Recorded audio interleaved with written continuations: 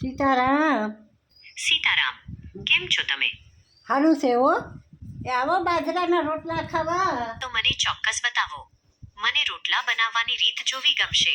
તમારી મમ્મીને પૂછો કે તે મને થોડી ટિપ્સ આપી શકે છે. તમારા મમ્મીને મારા તરફથી જય શ્રી કૃષ્ણ કહેજો.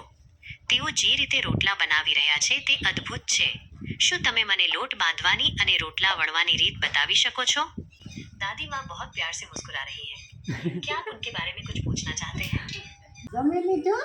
હા, એની આજ રીંગણાનું શેક નાખ્યું, ટમેટા રીંગણા ને બાજરાના રોટલા કર્યા. વાહ, બાજરીના રોટલા અને રીંગણનું શાક તો એકદમ પરંપરાગત ગુજરાતી ભોજન છે. તમને ખૂબ મજા આવી હશે, નહીં? હા, મજા આવી હો અમને. તમે આજે ખૂબ સરસ દેખાવ છો. તમને આજે કોઈ ગીત સાંભળવું છે કે કોઈ વાર્તા સાંભળવી છે? તો બોલો ને તમે. હા, ગીત સાંભળવું, બોલો જી તમારી ભાષામાં.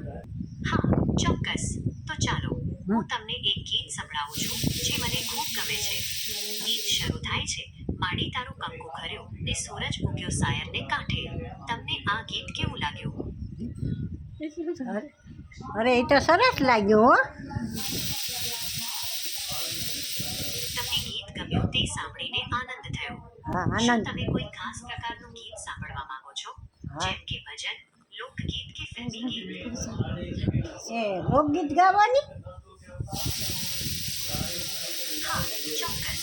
તો ચાલો હું તમને એક લોકગીત સંભળાવું છું જે મને ખૂબ ગમે છે. ગીત શરૂ થાય છે, કેસરિયા તુજ રંગ લાગ્યો, ઓ રાજા મને ગરવો ગિરનાર લાગ્યો. તમને આ ગીત કેવું લાગ્યું? ઓ ગૌરવ ગીરના તો અમને બહુ ગમ્યો હો. તમને ગરવો ગિરનાર ગીત ગમ્યું તે સાંભળીને આનંદ થયો.